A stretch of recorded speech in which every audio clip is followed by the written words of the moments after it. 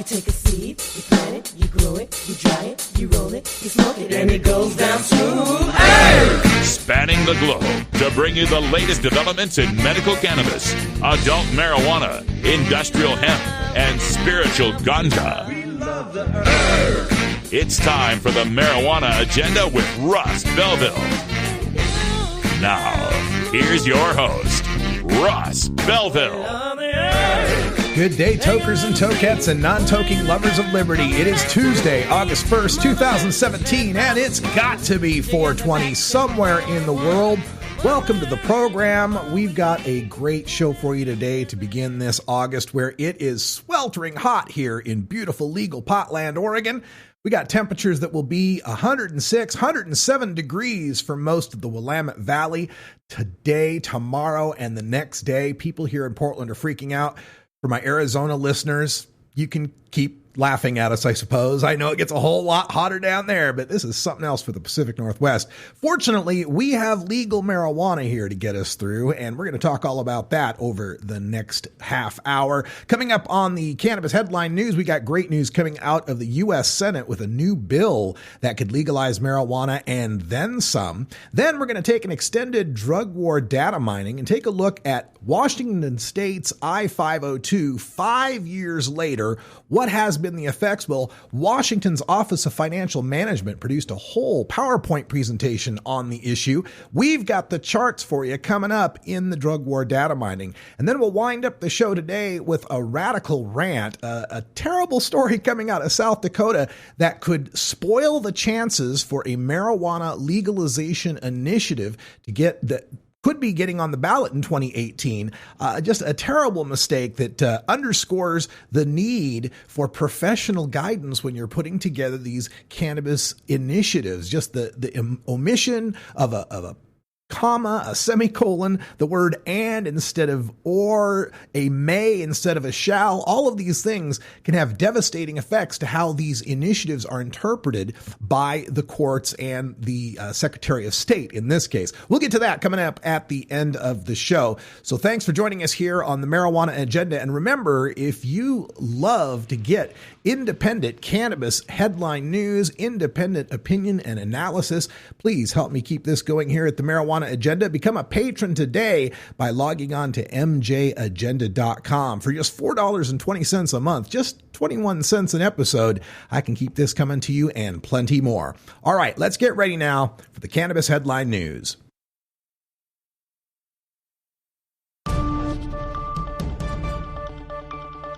This is your Cannabis Headline News.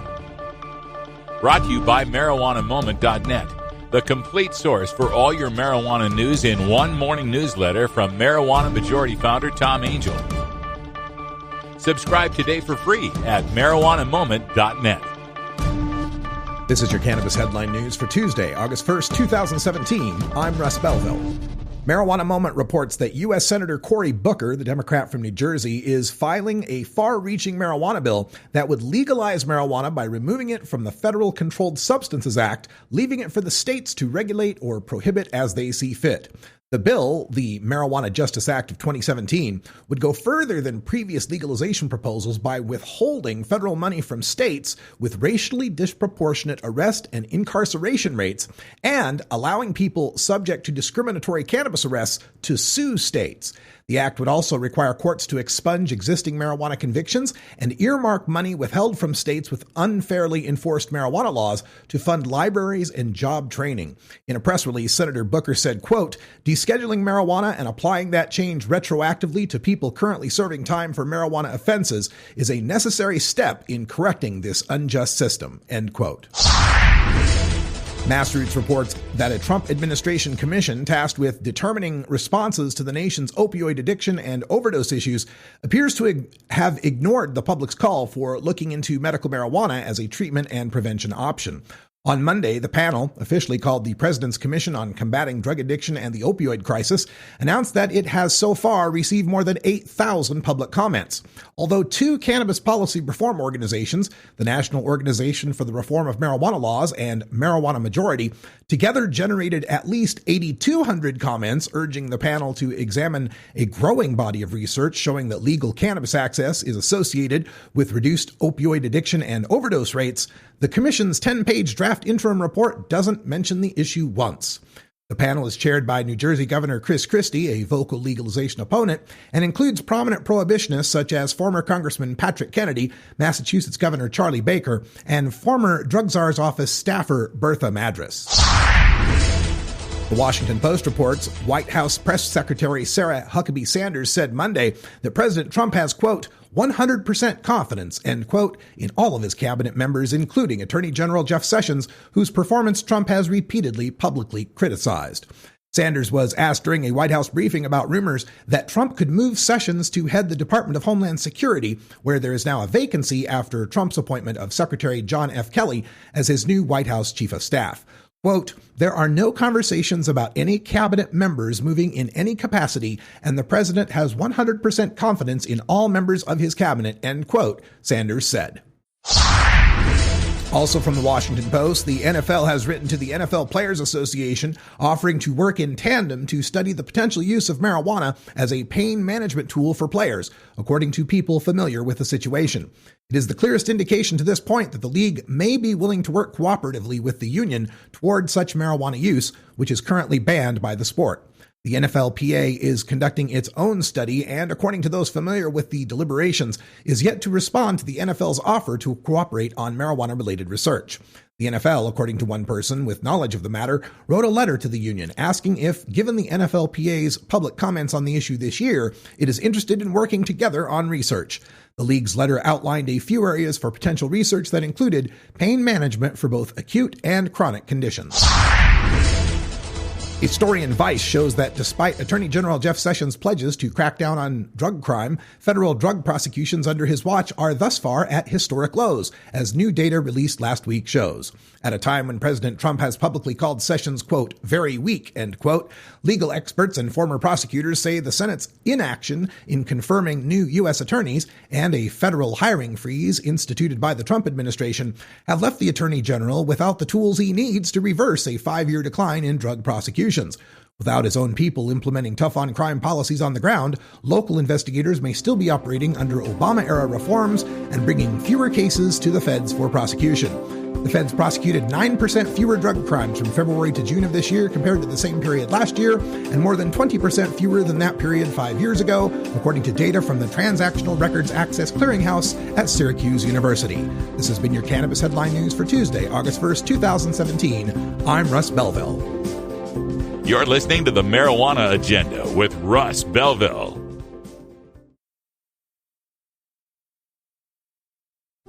Hi, I'm Russ Belville from the Marijuana Agenda. Please help support my independent cannabis radio journalism by becoming a patron of the Marijuana Agenda. Just log on to mjagenda.com and click the Become a Patron button. For your $4.20 monthly donation, you'll keep our free live YouTube show on the air and receive your own private podcast feed of the first hour. For just $9.99, you'll receive both hours of the show and special downloads only available for VIPs. Thank you for your support. The Marijuana Agenda. Kevin Sabet's boogeyman since 2012. You have offended my family, and you have offended Shaolin Temple. Yes, might have gotten away with it, too. If it wasn't for these blasted kids and their dogs. At Herbie's Cannabis Seeds, we pride ourselves on bringing you the best quality seeds from the world's most respected cannabis seed producers, all at the lowest online prices. You can find Herbie's Seeds at herbiesheadshop.com. All cannabis seeds are sold as souvenirs and as a means of preserving cannabis genetics. Herbie's Seeds in no way intends to condone, promote, or incite the use of illegal or controlled substances. We strongly urge all prospective customers to check their national laws prior to placing an order. Herbie's Seeds at herbiesheadshop.com. Proud sponsors of the Marijuana Agenda with Russ Belville.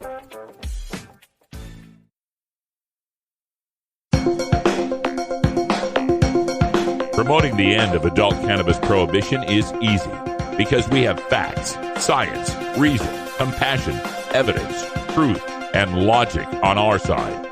It's even easier when researchers catalog it all for us. Learn how to gather the facts on marijuana use, arrests, seizures, rehabs, drug tests, and more on this edition of Drug War Data Mining. As we approach the 5th anniversary of the first two states to legalize marijuana, Washington and Colorado, it's instructive for other states to learn from their example. In March of 2017, Washington State's Office of Financial Management produced a PowerPoint presentation entitled Monitoring Impacts of Recreational Marijuana Legalization. From that presentation are charts that contradict the predictions of failure from opponents of Initiative 502, the ballot question in 2012 that legalized marijuana in Washington. We have some of those charts for you to follow along with as we go through the PowerPoint presentation. In the first chart, we find that legalization did not increase marijuana use by the youth. What about the children is this shorthand I use for the exaggerated concern by opponents of marijuana legalization that no longer fining, arresting, and imprisoning adults over marijuana will somehow lead to an increase in the use of marijuana by teenagers. Yet the data from Washington State tell a different story in reality. When it comes to self-reported use of marijuana within the past 30 days, quote, there were no significant trends seen, end quote, from grades 6 through 12. Yes, about a quarter of high school seniors are using marijuana monthly in Washington, but that figure was reached in 2010, 2 years before Washington legalized and well before the campaign to legalize had even begun. High school sophomores saw a decline from 20% to 17%, while 8th graders saw a decline from 10% to 6%, reversing an upward trend in the state from 2006 through 2010. The rate for 6th graders dropped in half, though that's just from 2% to 1%. For all those younger teens, their monthly use rates for marijuana are lower now, 4 years into legalization, than they were 6 years prior to legalization. Legalization also did not convince young teens that marijuana use is okay. Some opponents of I-502 claimed that marijuana legalization will send the wrong message to the children. The basis of that complaint is that if you remove the criminal stigma from adult marijuana use, youngsters will seek to emulate adults, thinking that marijuana use is now cool. But a way to measure this phenomenon is asking a teen, how old were you when you first used marijuana? Presumably, by the opponent's reasoning, marijuana legalization would lead to more kids trying marijuana at age 13 or younger. But the data tell a different story. Again, quote, no significant trends were seen, end quote, for the teens in grades 8 and 12, while there was a slight decline in the rate of 10th graders who had tried marijuana at age 13 or younger. And we find that marijuana legalization did not increase teen access to marijuana. A concern for the opponents of legalization is that it will make it easier for teenagers to get their hands on marijuana. You know, parents will remember their teenage days. Perhaps they were kids who snuck some of their parents' alcohol or bribed an adult to buy them a six-pack. And then they figure, well, those sort of shenanigans are going to translate to legalized marijuana. This kind of thinking, though, fails to account for the fact that back then and even now, access via stealing or bribing adults is the only access teens have to alcohol. There isn't a thriving underground market of teenage beer dealers hanging out in the parking lot behind shop class, or adult beer dealers hanging out in parking lots that are willing to sell a six-pack to anyone without checking their ID. The data show that, again, quote, no significant trends are seen over time, end quote, in the measure of how many teenagers in Washington State say it would be sort of easy or fairly easy to score some marijuana. Legalization was never going to have much effect on teen access to marijuana because about a sixth of sixth graders, a third of eighth graders, 2/3 of 10th graders, and 4/5 of 12th graders already had easy access to marijuana 6 years before we legalized marijuana for adults. You have to ask yourself, how would kids get more access to marijuana by putting adult transactions in buildings that check for ID? Now, there is one concern from the opponents as we approach this 5th anniversary, and that is the effect of kids getting access to edibles, to accidentally ingesting too much quantity of marijuana and having a terrible reaction through the overdose. And we do have to admit that legalization did increase the honest reporting of marijuana overdoses. This fear of the kids ingesting cannabis-infused candies has been around since the Halloween scares and of medical marijuana in the 1990s. And this is not to make light of that. A kid who gets into the cannabis cookies or the gummy bears and ingests some of that can become very distraught, very disturbed, very sick. They will not die, but they become very sick. And this chart shows you it's one area where the predictions seem to have come true. The data show an average 70% increase in poison control calls involving marijuana in the 3 years following legalization than in the 3 years preceding it. However, there's an important confounding circumstance that you should consider when you evaluate this data. Prior to 2012, mentioning to the Washington Poison Control Center that you or your child had accidentally ingested too much marijuana was tantamount to self-incrimination for the crime of marijuana possession and, in the case of the kids, child endangerment. And keep in mind in Washington state that and still to this day, possession of more than 40 grams of marijuana is a felony. So we can't know how many poison control calls before 2012 for accidental marijuana ingestion were logged as, I don't know what he might have got into, doctor. Gee, could it be, maybe it was food poisoning. Yeah, that's it. As the parents were lying about the reason they were calling. We do know from the data that legalization did not turn teenagers into marijuana addicts. Opponents of legalization will often cite the increased potency of marijuana as a reason that baby boomers should ignore their own fond memories of smoking grass and vote against legalization. Not only is this not your father's Woodstock weed, they'll warn you, but it's now hyper-potent concentrates that will shortly have teens in the grips of addiction. This ignores the fact that it isn't marijuana itself that compels people to seek drug rehab. It is getting caught with illegal marijuana that gets people into a drug court that then compels them to seek rehab. Fully half the people who end up in a rehab solely for marijuana are forced there by the criminal justice system. Since 2012's legalization in Washington state, there has been a 13% decrease in the 15 to 19-year-olds who are in treatment for marijuana. And that reversed a trend that was an average 4% increase since 2006. However, treatment admissions for other drugs have also been on a steady decline of 9% since 2009. And the way that works out is that marijuana is actually becoming a greater share of all rehab admissions since legalization. Where marijuana used to account for 60% of the youth in rehab, it now accounts for 72% of all admissions since marijuana legalization. We know that marijuana legalization is not disrupting teen education. One fear the opponents of legalization had was that it's going to infiltrate our schools and it's going to lead to disciplinary problems for the youth. Yet, according to the data from the 2015-2016 school year, just 0.4% of all Washington students were suspended or expelled for marijuana. Just 0.4%. And of all the students who were suspended or expelled, if you just count those 0.4%, marijuana was only involved in 9% of those cases.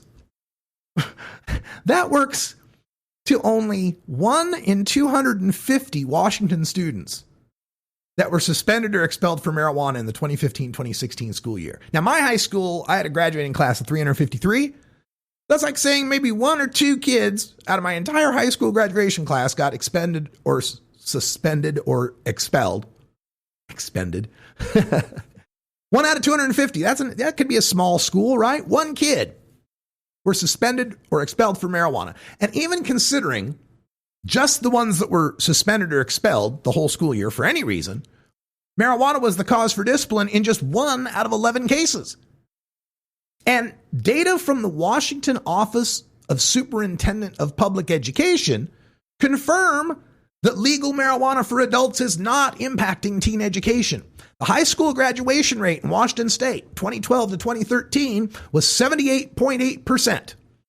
In 2013-2014, it inched up to 79.9%. For 2014 to 2015, it rose again to 81.1% of the students are graduating. The more kids are graduating now after legalization than before it. Now, another big fear from our opponents was there'd be stone mayhem on the freeways. Well, folks, legalization did not create stone mayhem on the freeways. Every state that has addressed this issue of marijuana legalization has faced these dire predictions that it's going to unleash on our roadways a legion of stone drivers, and they'd leave a trail of traffic deaths in their wake. The data, however, show, quote, no significant trend, end quote, when you look at the positive rates for THC found in the bodies of dead drivers, alone or in combination with other drugs. The differences found year to year, quote, are not generally statistically significant, end quote. And recent studies have corroborated the fact that the detection of THC in the blood of a driver shows they are not any more statistically likely to get into a crash than a sober driver. Legalization does not make a state's roadways any more dangerous. That's why, quote, detailed data on the presence of Delta-9 THC in blood showed no difference between pre and post legalization, end quote. Legalization also did not create an increase in so-called green DUIs. This was a twist in the opposition to Washington's legalization initiative, I-502, was there were some people whose marijuana smoking would no longer be criminal who joined the opponents in fighting against I-502. And part of the reason was the initiative's arbitrary, unscientific, and unjust DUI standard mandated that anyone whose blood tests at greater than 5 nanograms of THC per milliliter provides an automatic evidence of their own guilt. 5 nanograms of THC, boom, you're guilty automatically. This per se DUID statute, they argued, would lead to a massive increase of marijuana consumers being busted for DUI by the police who could no longer bust them for possession. Figures for marijuana DUI arrests alone, unfortunately, aren't available. But we do have the data for drug-only DUIs. That would be the DUIs that exclude alcohol. And this data show drug-only DUIs, which include the marijuana DUIs, experienced, quote, an overall decrease of 29% during those 4 years before and after legalization, end quote. There have been more blood tests that have been taken by the Washington State Patrol, which have been forwarded to the state toxicology labs. That means many more blood samples, and more of those blood samples have tested positive for THC since legalization. This is where some of those people look at data and say, aha, more green DUIs. Keep in mind, though, drug-only DUIs, 29% decrease. But they see all these blood tests and think those must be DUIs. And here's the data from the Washington State Patrol. In 2009, about 4,800 cases were submitted to the toxicology lab, with about 18% that were positive for THC. 2015, there were about 7,000 cases submitted to the toxicology lab, and almost a third of them were positive. And so this is where the opponents go, aha, see, the data show there have been more THC positive drivers busted by police. My God, if it's 32.8% of 7,044 tests came back positive for THC. That's 2,310 THC positives. Yeah, but that's positive for any THC, any. 2 nanograms positive, 5 nanograms positive, 3 nanograms positive, 15 nanograms, all, any positives. And since I-502 passed, only the readings above 5 nanograms are considered automatically guilty. And according to the report from Washington State Patrol, quote, only 40% of the suspected impaired driving cases had blood THC concentrations of 5 nanograms per milliliter or higher, end quote. So out of those 2,310, it works out to only 924 that were automatic DUIs. Before I-502 created this 5 nanogram limit, however, the law considered everybody who tested positive for any THC as a potential DUI charge. So in 2011, when there was 5,132 tests and 20.2% of them were turning out positive, that was a potential 1,036 potential DUIs. Even the level of THC found in the suspected DUI driver's blood is decreasing. The Washington State Patrol tells us, quote, in 2015, the average blood THC concentration in these suspected impaired driving cases was approximately 5.8 nanograms per milliliter, end quote. In the 2014 report, the average was, quote, approximately 6.7 nanograms per milliliter, end quote. So we're having fewer stoned driving DUI cases that are being prosecuted, fewer people who are turning up above the state's legal limit for 5 nanogram THC, and the amount of THC on average found in the drivers has decreased. Now, this 5 nanogram limit is still wrong. It's wrong. It's unscientific. It's junk science. These 924 drivers that I estimate who presumably earned automatic DUI convictions had their right to argue any evidence of their innocence unjustly withheld from them by that unscientific limit. I do not disagree that it is an unscientific limit that should be repealed. However, one cannot argue that there has been a massive increase in green DUI convictions. Now, we also find that legalization reallocated police resources to prosecute hard drugs. One prediction from the supporters of marijuana legalization in 2012 was that, hey, if we free up police from the task of pursuing cases against people involving marijuana, they could then reallocate those resources toward the pursuit of drugs that were more harmful to society. And sure enough, immediately following the legalization of marijuana, the incidents of police interactions with citizens. Now, this is just cops were called and marijuana was involved. Doesn't mean anyone was arrested. Doesn't mean anything was confiscated. Doesn't mean there was a fine. There was an arrest. Just how many times did cops interface with people? Immediately following legalization, those incidents dropped 57%. At the same time, the incidents involving amphetamines, including meth and heroin, steadily increased. Now, I know Kevin Sabet would probably argue, well, see, now cops have to respond to more hard drug incidents because you legalize marijuana and now there's more overall drug use. But the data don't support that assertion either. If we look at the National Survey on Drug Use and Health for Washington State, in the 2010-2011 edition of those statistics, there was a stat called illicit drug use other than marijuana in the past month. In other words, what some people would say is, how many people are using hard drugs? Drugs other than pot. And in Washington State, 2010-2011, Washington had 4.23% of its population, 12 and older, that admitted that. Yeah, in the past month, I've used a hard drug other than marijuana. In the 2011-2012 edition, that rate was 3.89%. Following marijuana legalization, in the 2012-2013 edition, the rate is up to 4.02%, just a slight uptick. Then followed by the 2013-2014 edition that shows it had dropped to 3.87%. So it's not really moving much, a little bumps and up and down a little bit, but for the most part, 4% or fewer of the people in Washington state before legalization and after legalization are using any other sort of hard drug in that month. Now, I'd tell you what the rate was for 2014, 2015, but the federal government no longer keeps track of the statistic illicit drug use other than marijuana in the past month.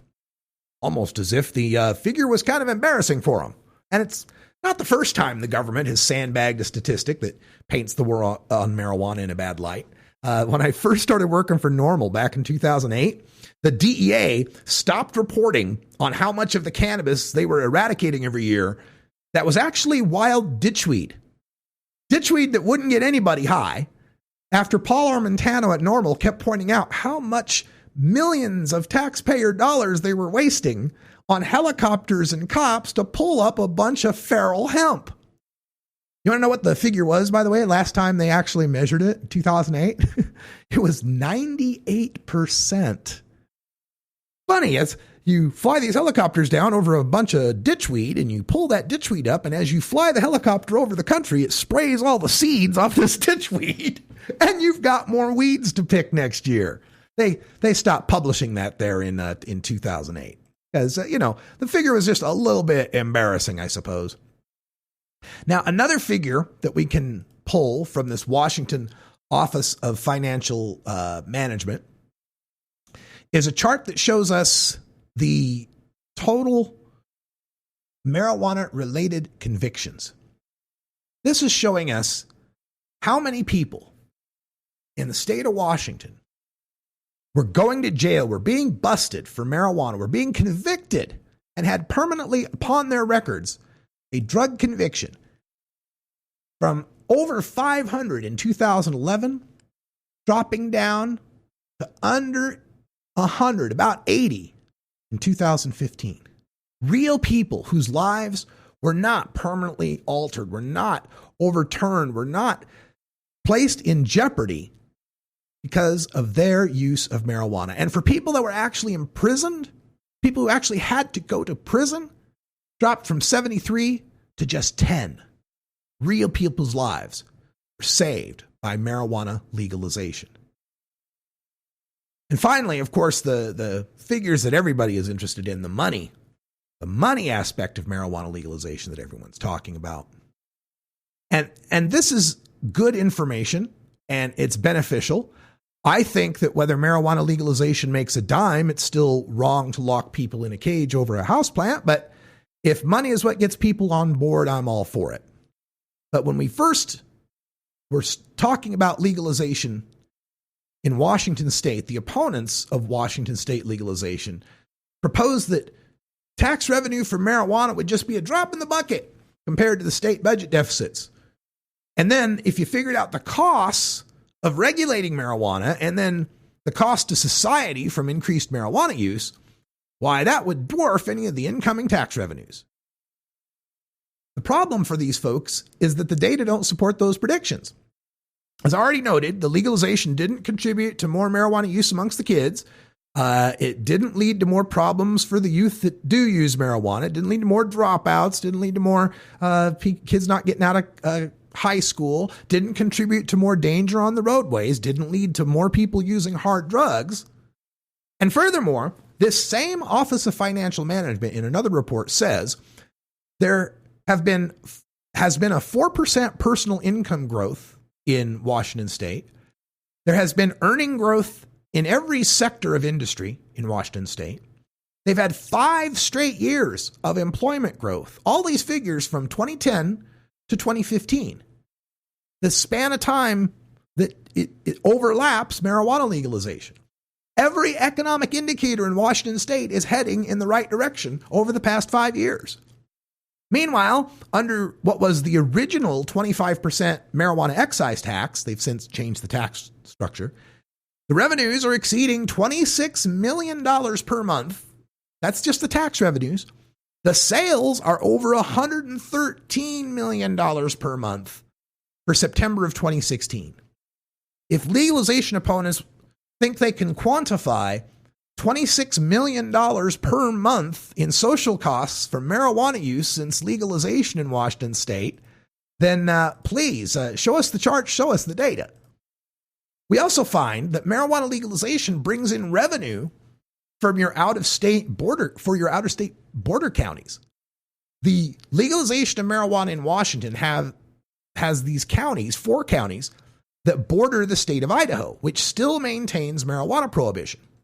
And they've seen a great influx of out-of-state visitors coming for legal marijuana.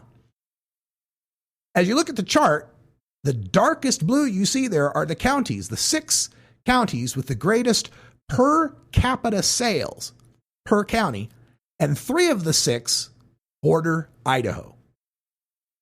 Opponents of marijuana legalization will point at that and they'll say, aha, see, that's a negative there. See? It's evidence that marijuana is being diverted from the legal state of Washington into the illegal state of Idaho. But look, protecting marijuana prohibition in Idaho is not Washington's business. In fact, even the Idaho State Senate agrees. In 2013, they rejected a resolution that called for the federal government to step in and rein in Washington's legalization of marijuana.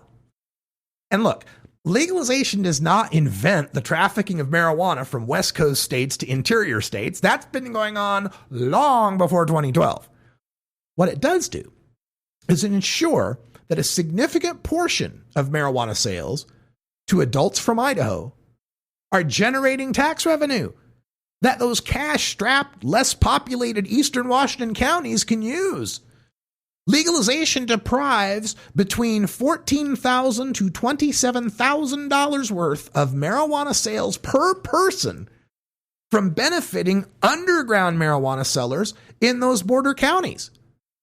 Hell, Idaho ought to thank us as well for taking business away from Idaho's street dealers.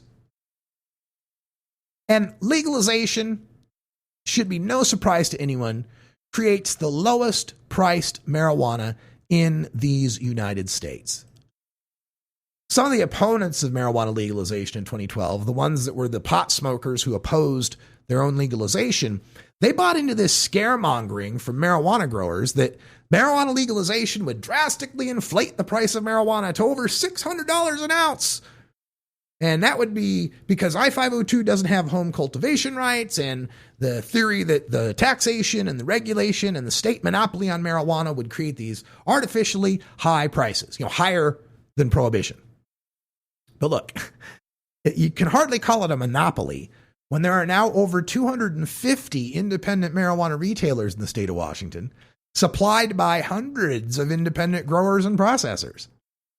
Look, unlike Colorado, Washington state didn't have a government-regulated medical marijuana retail dispensary system. So their initial attempts to regulate the logistics of the marijuana production and supply chain did result in shortages of product and retailers that spiked the price of marijuana to $29 a gram. And yeah, that's well over $600 an ounce. However, within a year, the state had gotten the prices down to $11 a gram. And they've been fluctuating at between $9 and $10 a gram ever since. That's the average.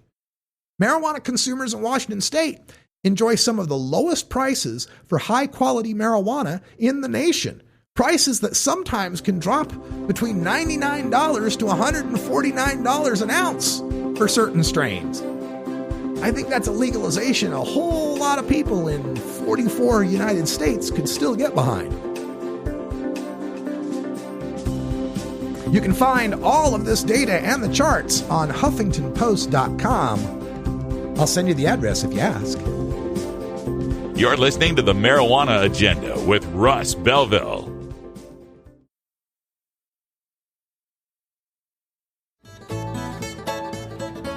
New beginner guitars and banjos are often constructed much better than ones built before your time. Why struggle? Get a new instrument or fix the old one. The trusted professionals at the Fingerboard Extension will evaluate your instrument for free.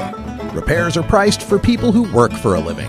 Stop by the Fingerboard Extension downtown Corvallis at 120 Northwest 2nd Street today, or check out its inventory on the web at fingerboardextension.com. You're not high. You're listening to the Marijuana Agenda with Russ Belville. This is high purity THC content marijuana, and it's not a healthy substance. Okay, maybe you're a little high. Hey everybody, it's Russ Belville from the Marijuana Agenda, inviting you to be like me and get your ink done at Lucky Horseshoe Tattoo, Fort Worth's most female-friendly, clean, sterile, awesome tattoo shop. Thomas and his crew are true artists who can design you a custom piece or use a design you bring in. Lucky Horseshoe also offers all styles of tattooing as well as piercings and all-around fun. In the DFW area, stop by Lucky Horseshoe Tattoo and tell them Radical Russ sent you. Trust me, it'll feel awesome.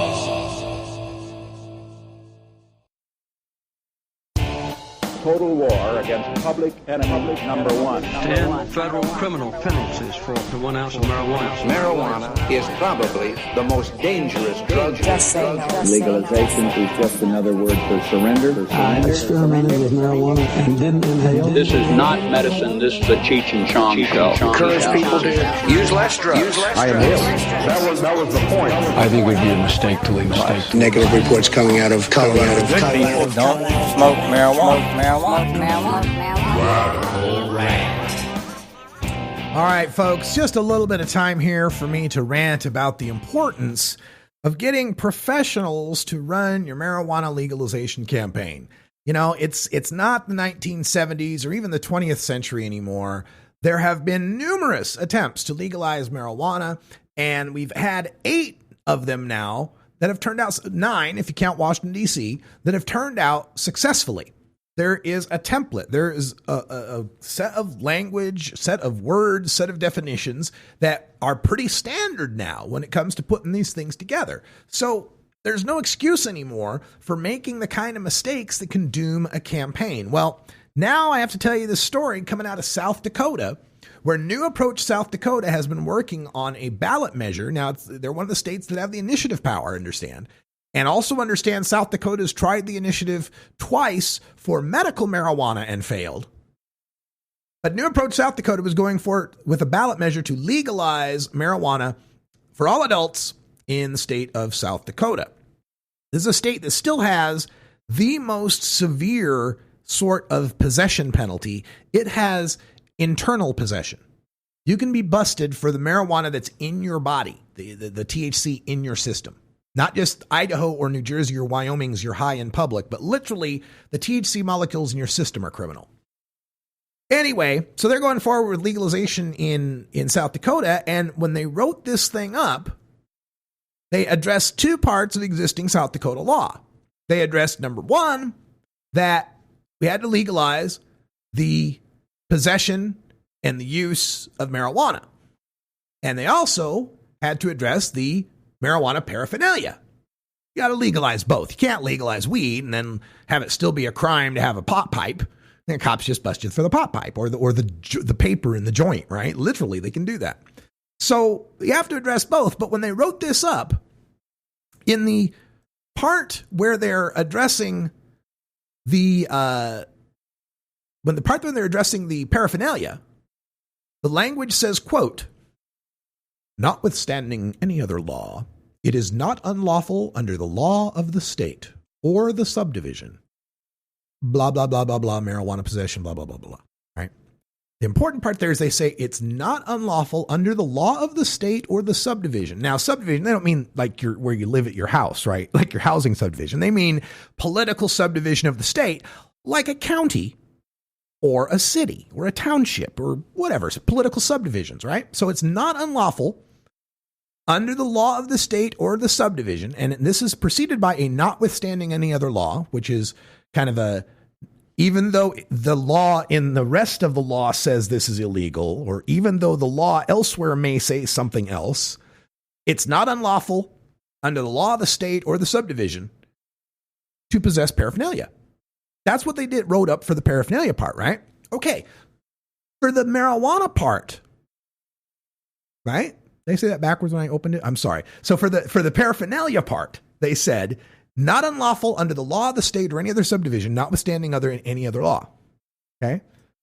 Now, any other law that this initiative would be addressing, any other law would be the state laws and the county laws and the city laws that say pot pipes are illegal. So notwithstanding those laws, Ignore those laws. Those laws don't matter anymore. It's not unlawful under the state or the subdivision to have a pot pipe. Okay, so for the marijuana part, for the part that allows you to possess, consume, grow, use, process, purchase, transport up to an ounce, 6 immature cannabis plants, right? You're going to do a 1 ounce, 6 plant legalization, basically. They opened it this way. Notwithstanding any other law, the following acts are not unlawful under the law of any subdivision. You hear what they missed? They didn't put not unlawful under the law of the state or any subdivision. They said not unlawful under the law of any subdivision. So they legalized. Basically, they said it's legal under county law and it's legal under city law and township law and any other subdivision law. It's legal to possess and grow pot. But that did not exempt, that did not include within the notwithstanding any other law, the state law that bans the possession and cultivation of cannabis.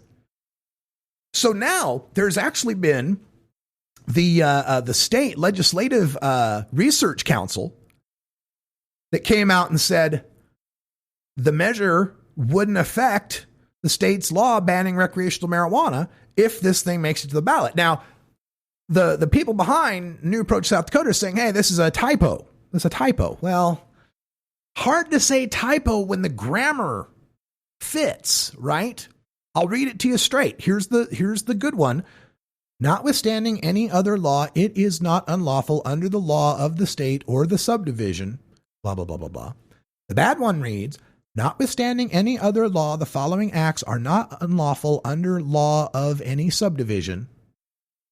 So if that was a cut and paste, then there was some too much deletion going on. If that's the basis of calling it a typo, to me, it seems like sloppy drafting of an initiative. And indeed, in the stories, it talks about, they talk to the head of New Approach South Dakota, and her name is Melissa Mentel. And in this, she said, I wrote it up. Where is it? Where's that quote? Mentel said, this is in the South Dakota Argus Leader. Mentel said she wrote the law based on existing statute and a legislative tweak would be enough to make the measure compliant with state standards. She said she was confident a court would uphold her intent and affirm that it legalizes possession of cannabis. It's really a simple question. How do you change every city, county, and municipal law without changing state law? She said. And she's right. No, look, I don't disagree that her intent was to legalize marijuana for everyone, to legalize but how you write it matters. And having to go through this unnecessary battle that you might have to take it to the courts that in that state might not be too amenable to having cannabis legalized, who might have judges that would say, you know what, that's the way you wrote it. Sorry, tough luck. That's the way it goes. Now, they could pull this one and write the right one and put that on, but then they lose all the signatures they've collected so far. Now, they only need 14,000. Okay. So again, for those of us who've done initiative drives in big states, we're like, what? 14,000 signatures. I know a guy who can get you 14,000 signatures. It's a little different in a big state like South Dakota, where it's really sparse and there's only like 4 population centers and they're in the 4 corners of the state. It's a little different situation, but I wish the best for them. I'd love to see South Dakota on the ballot for legalization, but man, there's no reason to make these mistakes anymore. There are consultants. There are people with MPP, with all sorts of consulting firms that have the personal experience writing these things, making sure that you got the semicolons and the shalls and the shoulds in the right place. And that's all the time we got. Thanks for joining us. Until next time, take care of each other, tokers. Follow MJ Agenda on Facebook, Pinterest, Instagram, YouTube, and follow MJ Agenda Show on Twitter.